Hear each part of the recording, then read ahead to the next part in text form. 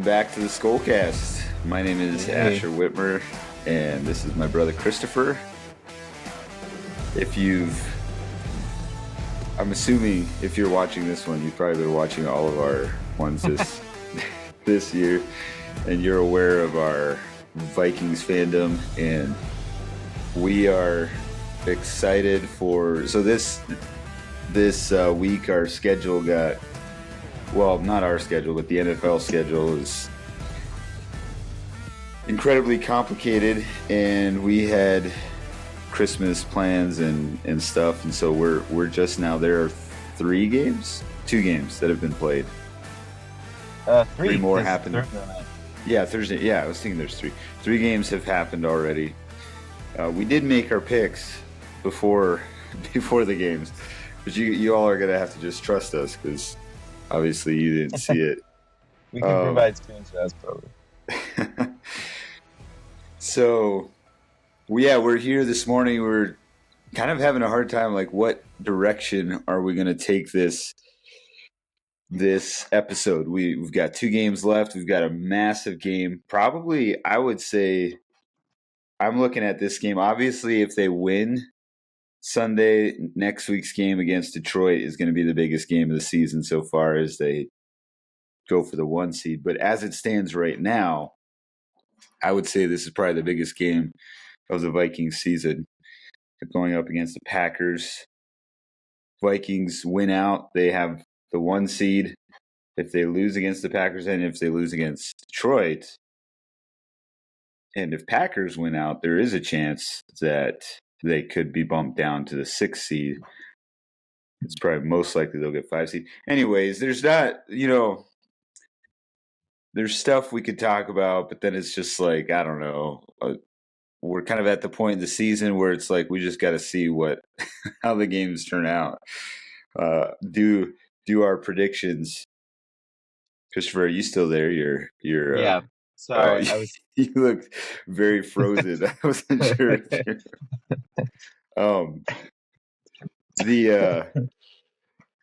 Now I forget what I was saying. Talking about seeding, big game. Yeah. Anyways, we were on here rambling about a bunch of stuff, and it's just like, hey, let's just hit record and talk about this. So, one of the things we were just talking about, we're kind of miffed again a little bit so the Vikings are underdogs at home going into this game against the Packers, a team that they've beaten. And as you listen to, like, literally yesterday, I turned on 4 different reviews, like picks for the, shows. One of them, I forget what all they were. One of them was Get Up Football or Get Up Good Morning. What's it called? The NFL one, because if it's the NFL Network one, that's Good Morning Football. It's the one with like Peter Schrager and yeah, that's Good Morning Football. Yeah. Jimmy So Erdahl. them, and then I forget who. Oh, I watched one with Emmanuel Acho, which I'm not sure what that show. It was like him and 3 other guys. But everybody's picking. Well, Good Morning Football isn't. They didn't. I don't think they made picks. They just talked about the game. But people are picking the Packers, and they highlight like, oh, last time they played, Jordan Love was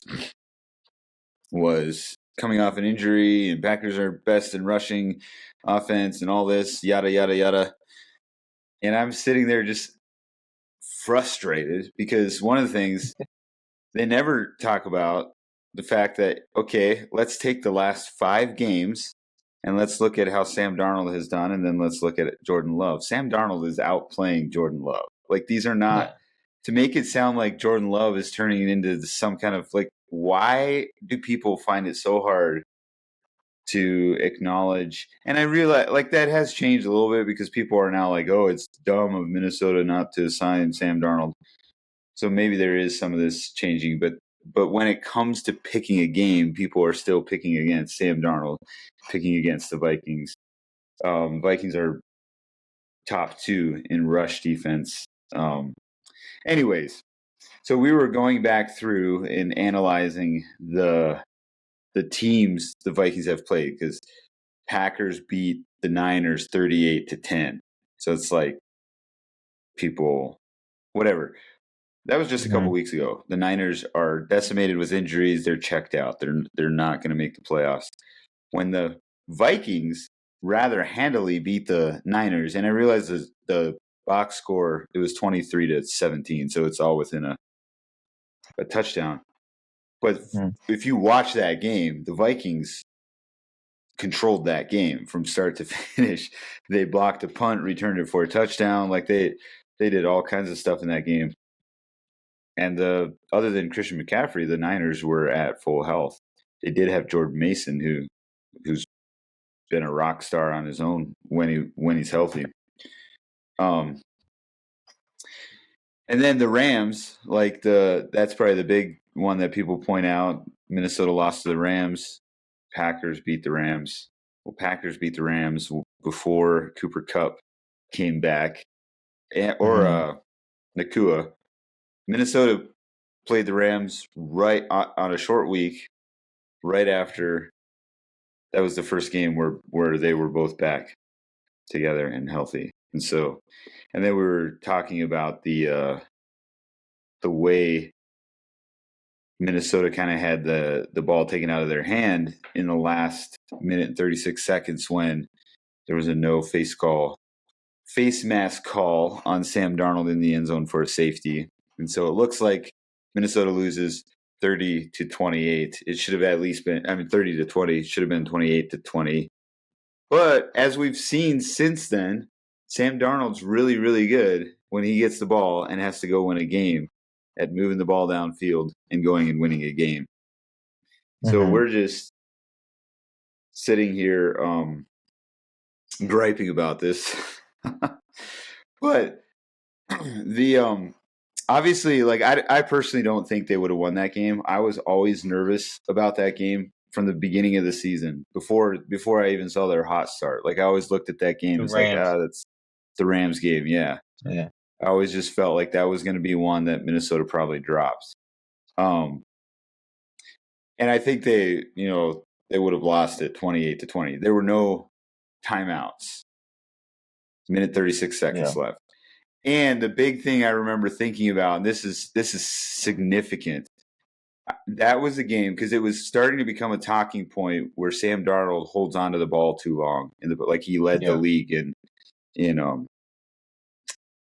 I forget what that metric is, but time of holding the ball, which in one hand is like a good O-line stat, the fact that he can hold on to the ball that long. But it was costing them. It cost them in the Lions game, and I remember watching that game and being like, Darnold, throw the ball, throw, and then he'd just get it off, and it'd be a good throw, or he'd get sacked. He took, excuse me, I think he got sacked a couple times by Jared Verse alone, but I don't have that right in front of me right now. Since that game, and particularly, like I would have said, it started after the Jaguars game, so the Titans game, but most specifically, like you notice the impact of it in that comeback against the Cardinals, the second half of the Cardinals. Like he's been far more decisive, progresses through his reads a lot faster. And Sam Darnold he is, as it stands right now, obviously I think I would take Josh Allen, Lamar Jackson, Patrick Mahomes. I would if we could just have one of them replace Sam Darnold and have the same team around us, I'd be like, yes, 100%. But like, I look at how Sam Darnold's playing, and I look at the rest of our team, and I'm at the place where, well, let me just give one more piece of context. The other night, I think it was Christmas night, so Wednesday, I had a dream. I had a dream that Minnesota lost out. They lost to the Packers and they lost to the Lions. And in my dream, I felt like, oh, this is such a bummer because they had a shot at a 1 seed. That would have been a cool story. But there was also this level of excitement because that meant like no team has ever lost 3 times in a row to another team. No. In an NFL season. Like obviously, if it carries over season to season, it might. And so, like the assumption was like Minnesota's going to go deep. They're going to go to the Super Bowl because they're going to, when they face the Lions in the playoffs, they're going to beat them. But I woke up very anxious, and I mean anxious. There are way more weightier things in my life than football, but about this football game, I was anxious. It's just like, man, they're gonna lose. Like, oh, and just feeling kind of nervous and whatever. But I tell you what, watching teams analysts one by one pick against the Vikings again, and the fact that the Packers are now, favored in this game has my confidence boost because all season long, this is how it's been.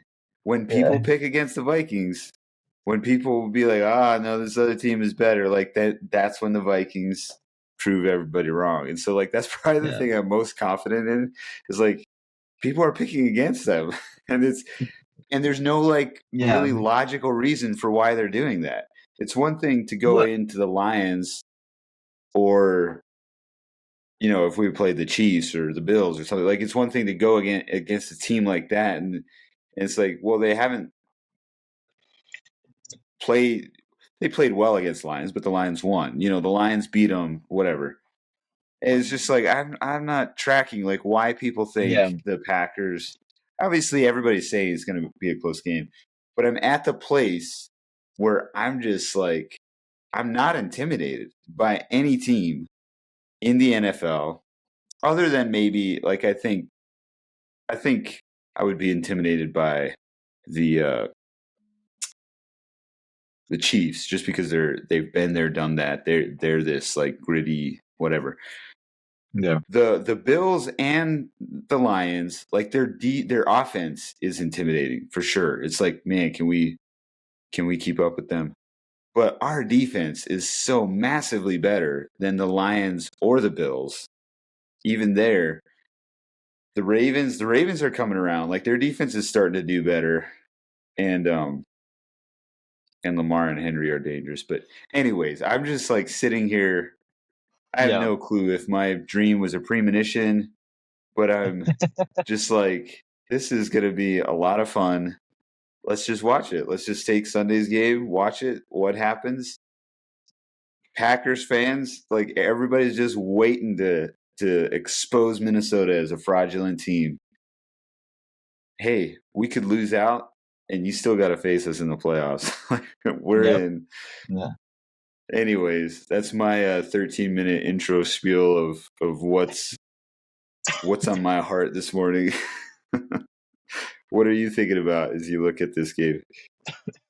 Well, yeah, like there's like this dynamic of it factor that championship teams seem to usually have, particularly Super Bowl winners, where it's like this is why the Chiefs, this is why we feel the way we do about the Chiefs, because by no metric should they be 15-1 this year, but they are, and you really can't explain it other than I mean, they're probably playing better than they look. If you actually like went and looked at the numbers, they probably would look better than you think, just because the games have kind of been ugly. But that's kind of the point, is that like the games are ugly, things don't quite go the way you expect it to. It's not that suave like Chiefs team that we're so used to. But Andy Reid and Patrick Mahomes and Travis Kelce and Chris Jones, like they just have something about them that pushes through and they win. And so I feel like how the Vikings respond to these next, I'm probably placing too much on these next 2 games. I'm not going to count them out if they lose it. But if they win these next 2 games, or even if they win this Packers game, like there's a certain degree to which I might start feeling like they just have an it factor. Like a can't really Yeah. explain it. You can't really explain it, but there's just something about this team that they're just gonna go down and win. Um, Yeah. and probably would really bolster my confidence that we'll make a deep playoff run, Yeah. which is Yeah. probably the one thing that I feel about Darnold that would make me tempted to sign him over McCarthy because he is young, he's playing really well. And if he has that it factor where it's just like, man, just like people rally around him, they move down the field, he goes and wins games. You can't replicate that. I also kind of wonder if McCarthy has that because McCarthy has very rarely lost in his entire career, Yeah. which, you And he's know, won championship. yeah, Didn't um, his high school also win state championship? I think so, yeah. Yeah. It's kind of like Joe Burrow. Like when Joe Burrow entered the league, he he was it I feel like this is an exaggeration of my imagination, but I feel like he hadn't ever lost. That's not true. I mean, he probably lost a few games in college, but like he had lost, I think, like less than a handful of games in his entire career. Um, Yeah. and then he played really terribly, or like the Bengals played really terribly his first year, and then they went to the Super Bowl his second year. So and then So go go ahead and ahead. finish. Well, I was Sorry, just talking about interrupting. I was just talking about the it factor, and we had kind of gotten distracted by the McCarthy Darnold debate. But Yeah. Yeah. So I would like just kind of piggybacking off of that a little bit. I was thinking about that recently. Like we are at this stage with Darnold. So a couple of weeks ago, we did an episode that I titled when I published it, that Sam Darnold is not the story. Like that was kind of the big thing. It was mhm, after, when would that have been? Was that the Cardinals comeback, or was it? maybe The Cardinals have been a Card- long time ago, or Cardinals. several It weeks ago. was Was it the? yeah I forget. Yeah, Seahawks, Bears, Falcons. It was the Falcons game, Falcons. after the Yeah. Falcons game. Yeah. Um, I would say we're at this stage where I'm at now. It's like you actually you cannot deny that there is a great level of, and the Seahawks game had this classic, that game winning drive has the classic example, right? So 100%, I think the story of the Minnesota Vikings is, excuse me, this year is coaching. I think they are the best coached team in football. I'm Mhm. not saying, like, I'm not trying to like I'm not trying to say that Kevin O'Connell has surpassed Andy Reid or any, even Right. like there are coaches who've appeared in Super Bowls, and Kevin O'Connell has yet to win a playoff game. So I'm not trying to say that they're like whatever. I'm just saying like the what I'm trying to communicate with that is that the Mhm. coaches are elevating this group of players above expectations, above what they've ever done before. Um, you look around, I think the NFC North has three fantastically coached teams. Like they're tremendously coached over there in Detroit. They're tremendously coached in Green Bay. That's a piece that makes me nervous, is Yeah.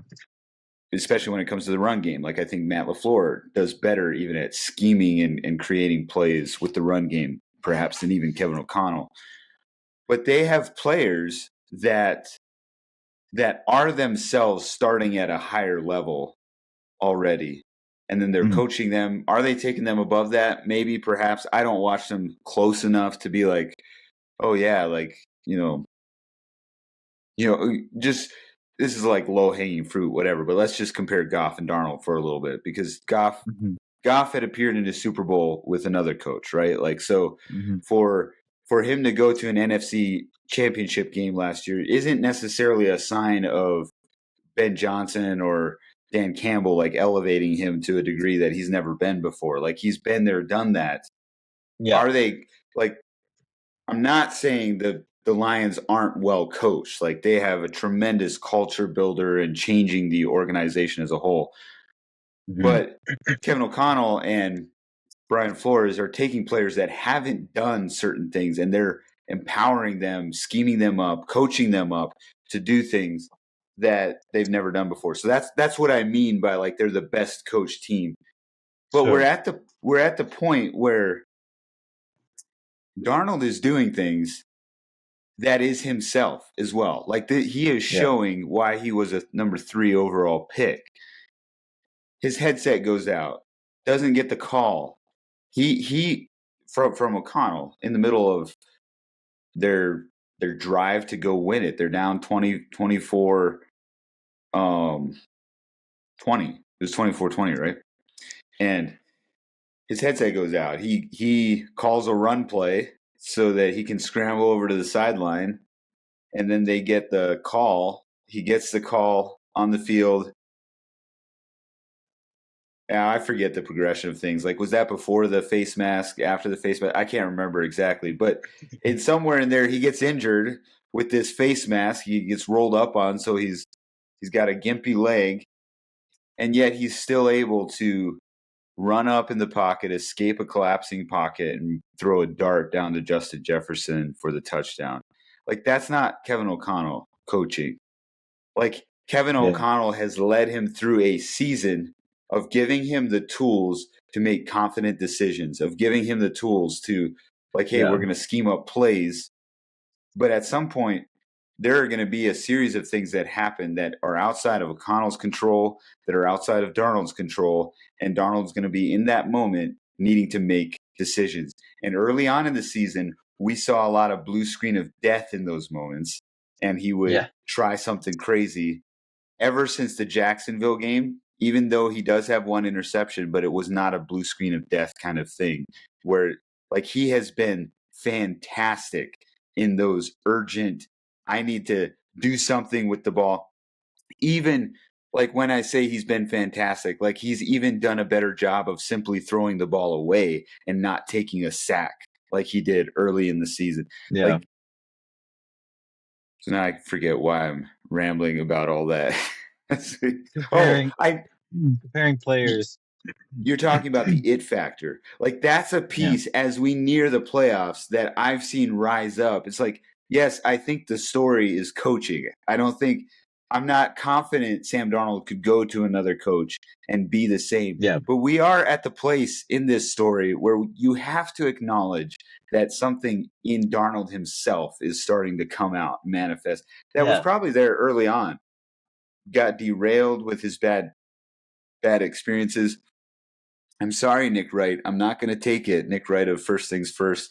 He's off and will always be off on the Vikings being Super Bowl contenders, largely because he just assumes the Chiefs are going to win. But he doesn't think Darnold's a name that you would ever, like, you don't think of him as winning a Super Bowl.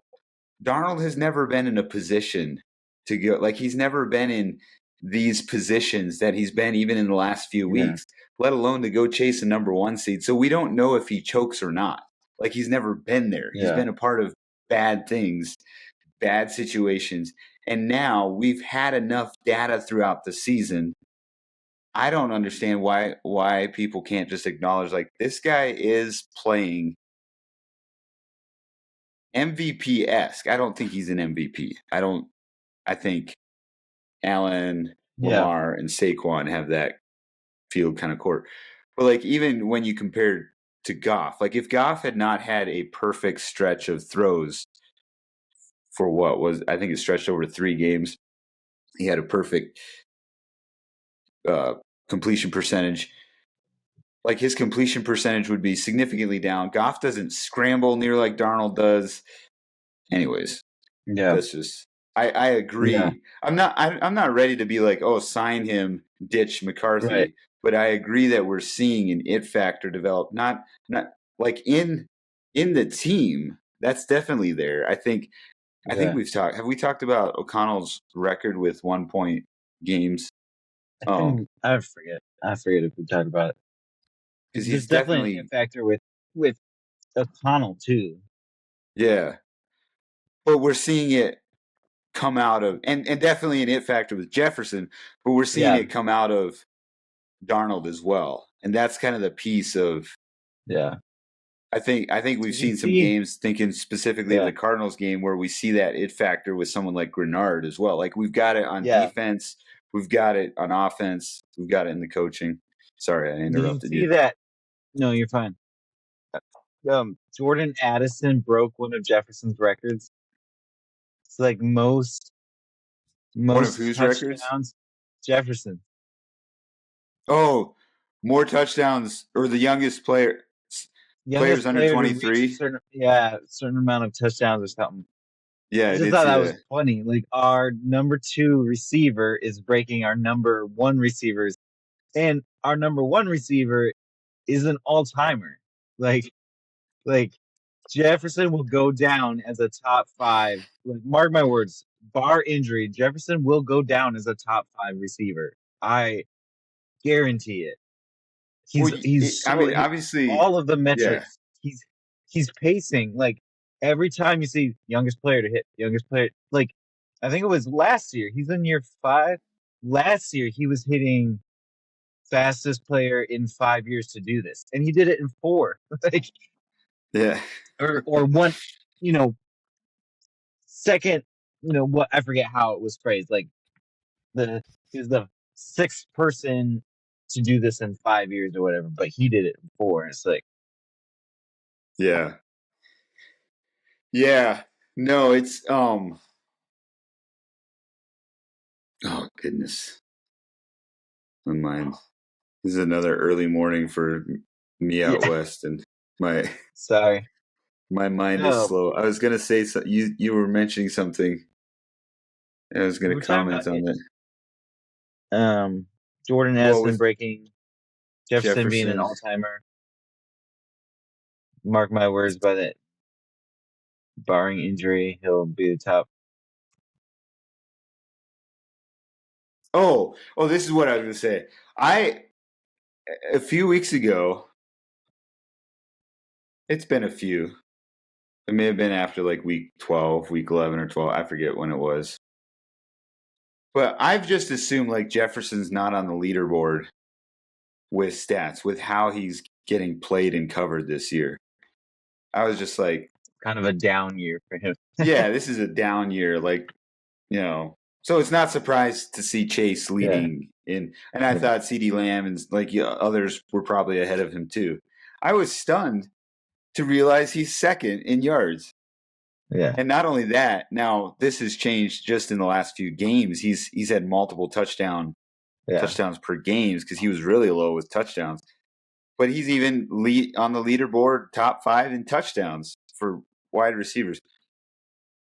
I just the way he gets played when you watch him throughout a game, he's double, triple covered, so few yeah. targets. I come away as like, man, why didn't they get Jefferson more targets? Well, you go back and watch all 22. It's like he's not open. Like he's drawing so much attention, and And um it's and the fact that he's still pacing, like he's actually yeah, within reach of Chase. Chase would have to have a bad game, and he would have to have two incredible games. But that's just, to me, it's like, and obviously I'm a Vikings fan, but I'm like, Chase isn't even on his level yet. Like, no, no. I even mean though Chase is Chase is having a incredible. great Yeah, year, yeah. 100%. Yeah. Um, the thing, the one argument against Jefferson is he's not as fast and he's not as like he doesn't moss people as much. He can. I've seen him do it, but like saying he's not open What do you could mean? be What do you mean, Moss people? like the term you've been mossed like comes from when Randy Moss would just jump over people and he would catch the ball, people hanging Oh, all okay. over him. Okay. He just had such like spring and ability to jump up. You don't see Jefferson doing that quite as much. So like I think people would say oh, he's not open. Well, Moss would get open, or Calvin Johnson would get open. Um, but he's playing at this level. Like, he is matching Moss's stats without that ability. So like his route running and his I mean, he catches it even without going over top of people. Um, and he does Well, it and without the speed too. Like Moss would just like be gone down the field, and he doesn't quite have that speed, but he still yeah, finds a way, and he's just so smart. Like he's his football IQ is just crazy.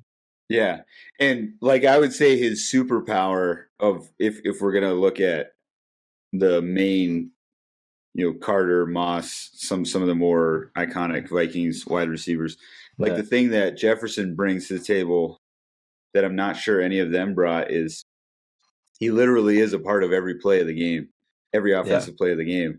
And so you never know, like he's a lot harder to match up because you don't know if is he the number one read or is he blocking in this or is he running a cross route where he's supposed to pick and knock the guy off Addison or yeah. like he does so much in each of the plays. And then the fact that like he actually does really well, which maybe I'm not sure if this is because Addison and Hawkinson are getting more attention, and so people, instead of triple covering Jefferson there, although that Seahawks game he was triple covered, like Yeah, that pass yeah. to win the game he was triple covered, Right over the and top. he's Yeah. right over the top. But what I was going to say was he does really well when the pocket collapses and Darnold is scrambling. Like he's becoming the Travis Kelce for Sam Darnold of just improvising, running. If they need a first down, getting to the line and then running laterally along it so that he's open one way or like he does so many things that are just improvising because he see Darnold is now scrambling and so he's getting open. You're right. He's not fast. He doesn't jump super high. Um, but he's still, I would say, like, I was just thinking, I forget, did we talk about this maybe, but I was just thinking to myself here a couple weeks ago, I was like, has Jefferson ever dropped? When he gets his hands on a ball, has he ever dropped a ball?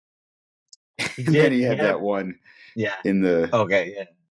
he had the That was touchdown the drop. worst I've ever seen. Like, Yeah.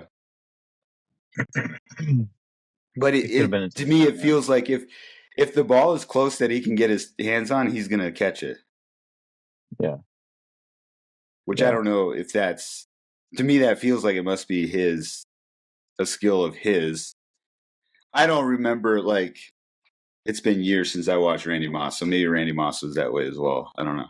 But Carter was the one with sticky hands. Like Carter was one of the first great one hand catchers. Like he interesting. could like reach over the sideline with his feet in bounds and like catch it one handed. Like he has some incredible highlights. Um, which he taught to Moss. And then Moss, I think, was just kind of a freak athlete. Like he's just like Yeah. his lankiness, his speed. He was tall and he was fast, which is just not very common. Um, and so then he could get down the field. He could jump over, double coverage. Um, Yeah. and so Moss obviously is one of the kind. He's you know as far as like his highlight reel, probably arguably the greatest of all time. I think um Jerry Rice is considered the greatest. Before Tom Brady, he was considered the greatest football player of all time. Or Jim some people consider Jim Brown, but um Moss but was, go yeah. ahead. Well, I was just going to say, Moss would have like multiple 3, 4, 5 touchdown games. Like he would Yeah. rack up those kinds of stats. He has that famous 3 catches and 3 touchdowns game Which one against was what was that? Was that the one against the Cowboys? His Kind of feel like coming it was out the one party? against the. Wait, That is was that the against the one against the Cowboys. Cowboys? But I thought he No, I got don't. tons of catches that year. I don't Or think it was that that game. one. Yeah. His coming Like, his debut was better than that. It might have still been against the Cowboys though, because I was thinking it was against the Cowboys. He did 3 catches and 3 touchdowns. So sorry, I'm like looking it up. his every catch he had was a touchdown. Yeah. Oh, that was against the Cowboys, yeah. What year? Yeah, Would have been it's right at it's the end so of the Cowboys interesting. dynasty. I didn't see what year that was. That was 98. Interesting. Was that his coming out party though? No, I don't think so. I was thinking he had Wait, like but if it was the a ton Cowboys, of receptions. Yeah, I don't know. Um. Okay. Anything else that we should hit on before we go over our picks? And no, sorry, are the cops coming after you? no. Um, I saw Kimberly run out with the baby. I don't know where they were going. Maybe. Um, They're done being no. quiet. Oh, the only thing that I was gonna say back when we were talking about Darnold is I overheard. Did you see that clip where he was talking to someone on the Seahawks after the game, and they were like both kind of going over their injuries, and Darnold was like, my foot's been bothering me all season, and that that both was like, whoa, he's had a foot bothering him all season. It made me a little bit nervous because you never like to hear your star players injured, Yeah. but um, I'm not surprised. He's left the game for a play because of that. yeah. But yeah, yeah. What were you gonna say? No, that was it. I thought that was kind of interesting and something to watch for. But Yeah, yeah. Uh, I remember. I don't know if we have time. Do you have to go here? I should go pretty sharply at like 10:55 probably. Yeah. Well, maybe we won't. I was just thinking. It was like we could go over like what are we most concerned about heading into this Packers game. But I'll just say like there's definitely it's so ridiculous when people are trying to the Vikings are frauds or the Packers are frauds or the Lions are frauds or the Ravens are frauds. Like once you've won 11 games, once you've won 10 games, if you have a point differential, which I was listening to somebody, who was that? Um, like some national analyst mentioned the Packers have the best point differential in football. They lead the NFL in point differential. No, that's not true. And I was like, The what are you talking about? Like No, I they just saw are the graph. they are ahead of the Vikings by 2, which was surprising because I didn't think even their No, 34-0 put them ahead. um, maybe I saw an old graph. I think they're at 126 now, and the Vikings are 124. Um, oh, you're right. Yeah, all right. Yeah, the Lions are the ones that are ahead, and I think they've been ahead all year. They've been ahead all year. The Bills are up there as well. The Ravens. The But Eagles yeah. are 1 point behind the Ravens, Bills and Ravens, and then Packers, us. Oh, Yeah, okay. Vikings are 120. I was thinking they were 124. Yeah. Yeah, so but my point is when you've won 11 games, your point differential is above 40 or 50. Like you're a legit team. You're like Yeah. stop Yeah. this. You're a legit team. You could get anybody. Like you could be gotten, sure, and you could get anybody. And I think when I look at the Packers Vikings game, my question is this is going to be a fantastic test. The Packers probably have the truest traditional run game, like the purest traditional run Mhm. game in the sense that they have one running back Mhm. that they aim for. Like obviously the Lions the Lions have a traditional run game as well, but they have a dual option. Anytime you get more than one player at play, like then it creates confusion, uncertainty. And the Packers have been able to do really well. They're a top 5, top 3 running team with just a sole running back and a non-running quarterback. Vikings are one of the best. They're second in the league in rush defense. So it'll be really interesting to see how that matchup plays out. I'm interested to see how the Vikings run the football and what is Sam Darnold able to do. I think if there's anything that makes me nervous, it is like, and I think I alluded to this earlier, but I have seen the defense adjust from, maybe going back to that Packers game. Then even against the Jets, it felt a little soft. And then against the Lions and the Rams, they lost those games. We had some injuries on defense. But I would have said overall, like the defensive scheme felt different throughout that 4-game stretch than it had against the 49ers or the Texans. Well, then we saw the defense shift, and they've been lights out, one of the best at preventing points since then. They're not scoring as many as they did early on in the season, but they're also doing better at preventing yards. I was just looking at while we were talking or before we were talking, like they're no longer the worst team at giving up passing yards. They're top, I think they're 11th in the league, top. So like 1 being the best, they're number 11 at preventing yards, period. So they're a legit defensive team. I guess my question is, did they learn anything from that second half of the Packers game? Like, what is Flores going to bring? Because Love was certainly able to move the ball just fine. Love has been avoiding sacks. I think he's had 1 sack in the last 8 games or so. So, yeah, what does the defense bring? If Love picks up where he left off, like, man, that could be a bad game. It could end up being a shootout between Darnold and Love. But I also don't think the Vikings were up 28-0 just because Love was coming off an injury. So it'll be interesting to see how things play out. Let's go over our picks. So I'm going to share my screen. If I can figure some things out. Just a second. I've got a text from my wife I should respond to real quick. We have Creed and Christy are with us this week. Oh, yeah. And people are waking up. We have breakfast. We're on a milk.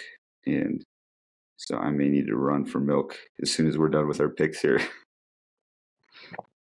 I was jealous of you.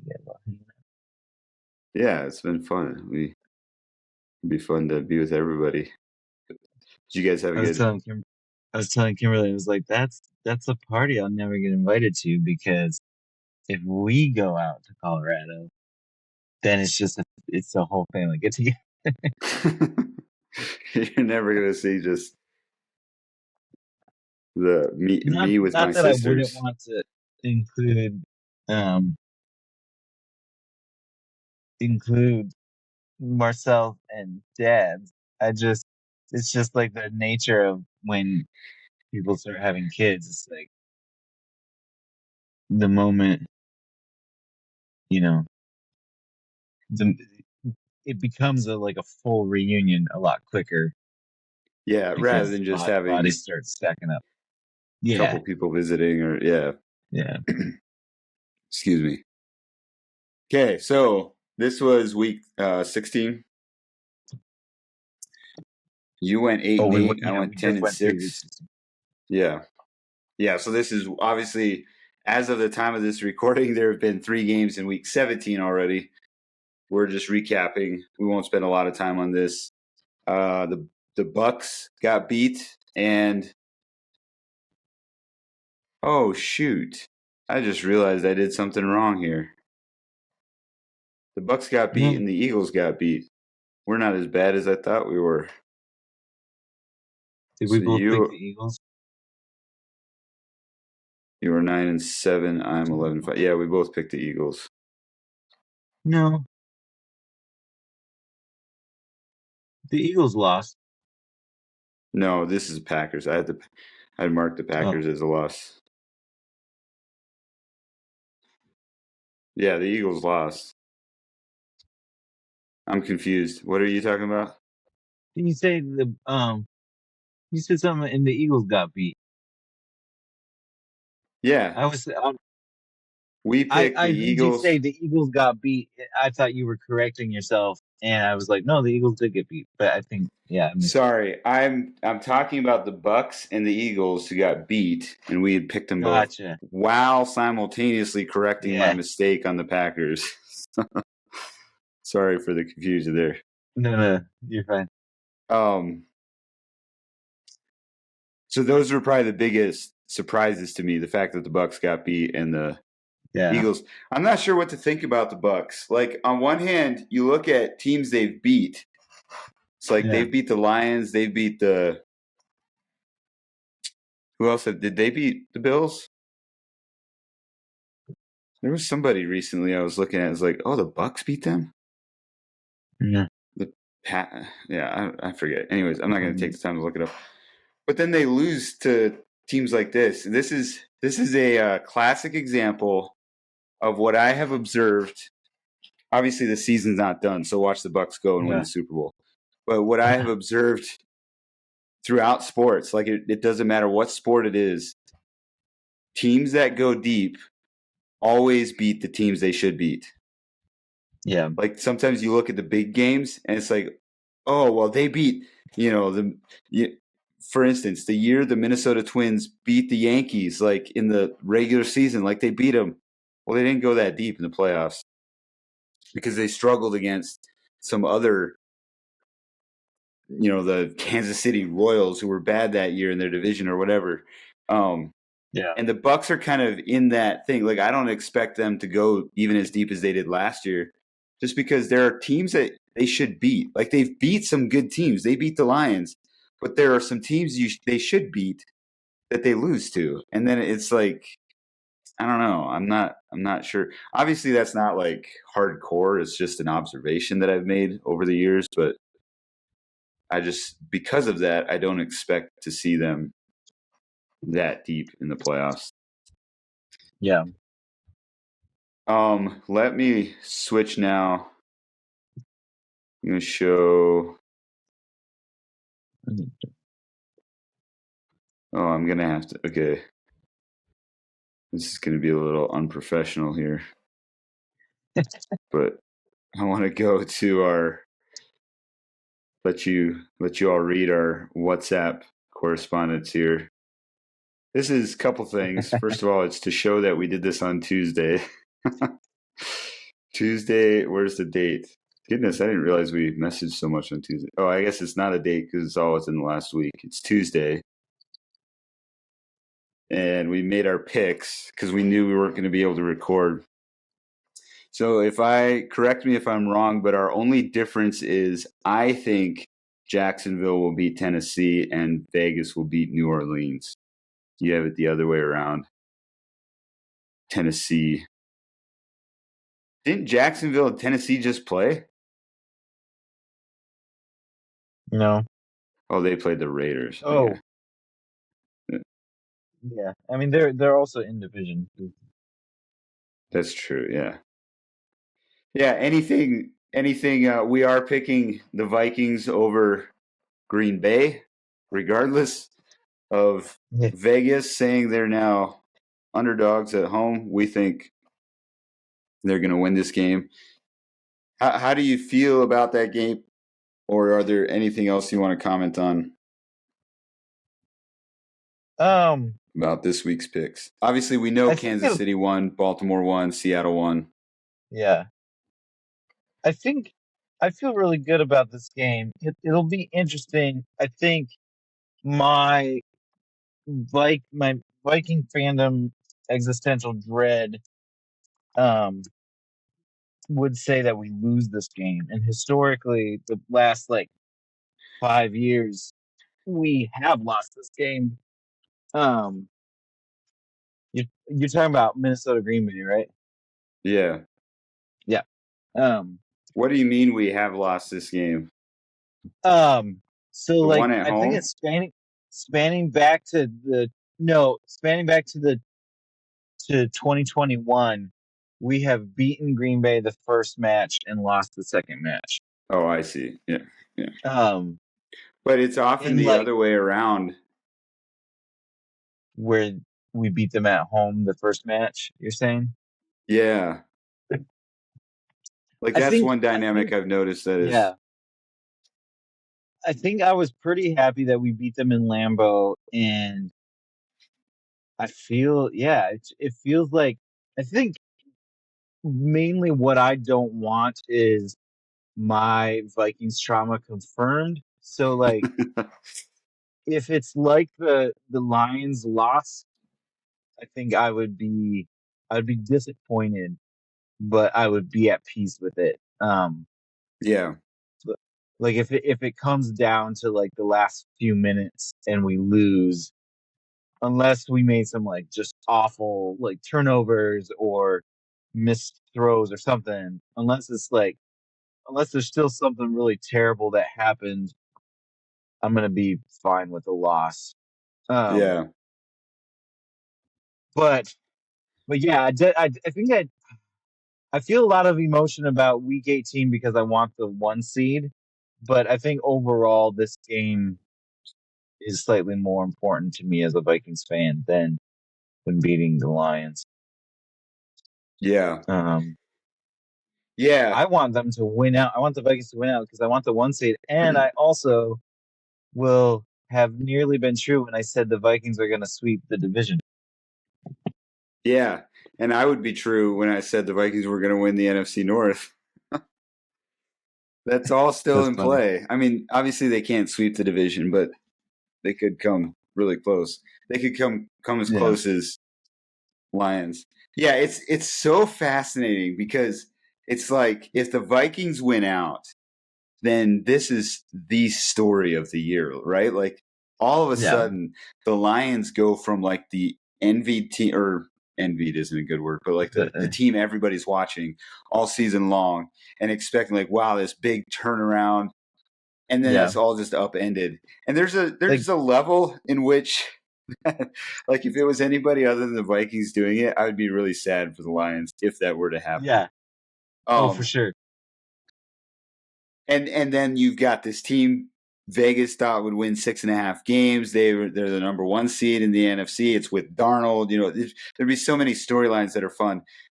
But there's also a very good chance Minnesota loses out, in which Yeah, then I'm worried because that would, especially if Green Bay would win out, that would put them on the road in LA for the playoffs. yeah, As things stand, obviously LA could lose out and Seattle could win. I think Seattle still has a shot at that division, but and I'm just not only would it be disheartening to go into the playoffs with two losses, if you have to play against the Rams, that is a little yeah, nerve wracking to me. Like yeah, I don't know why. I'm just nervous about like if there's an NFC team. I guess I just said nobody intimidates me, but I do feel a sense of nervousness. So maybe I'm intimidated by the Rams.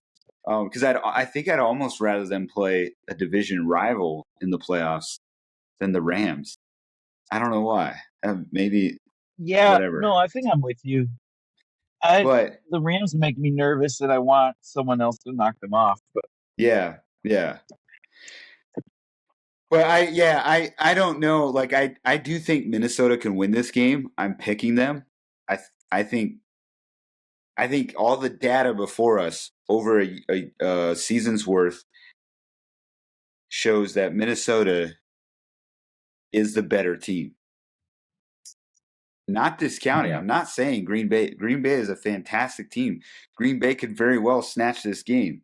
And there is a part of me I'm kind of with you. It's like I've struggled with more anxiety over a pick because I picked the Rams to win when they did.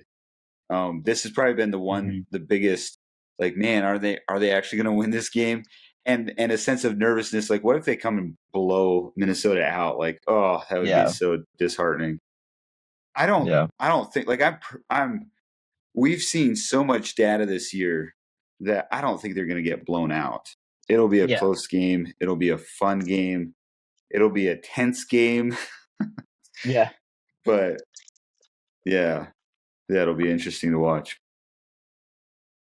It'll be fun for sure. I'm glad I'll be able to watch it too, because it's going to be on the national um Fox's game of the week. Yeah. Yeah.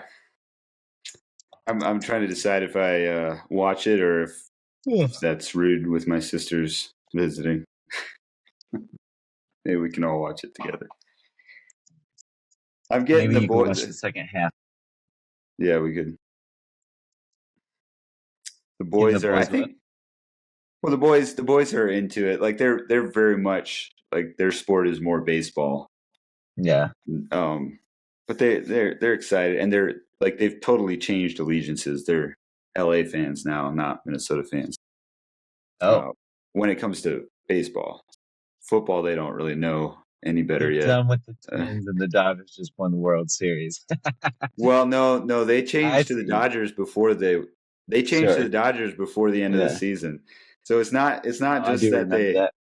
they like the Dodgers were their second team, and they used to tell their friends.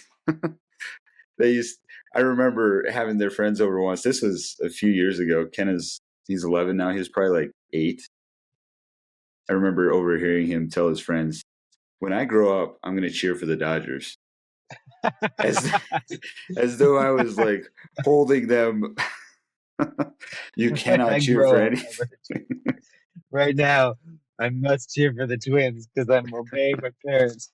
But when I grow up, I'm going to cheer for the Dodgers. Um, That's funny. So when Minnesota had when the Twins had their horrible September, I mean, they just collapsed. Probably one of the worst Yeah. collapses in baseball history, honestly. It was great. Yeah, the team is They selling the team.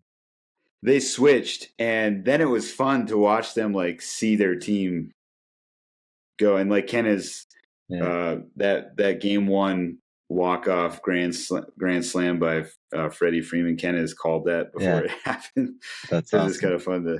Those But are moments that,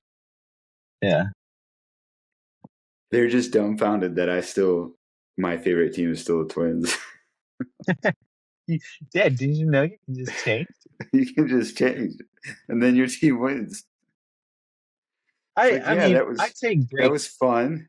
It was fun to watch the Dodgers win, but it has not near the like satisfaction that if it was the Twins.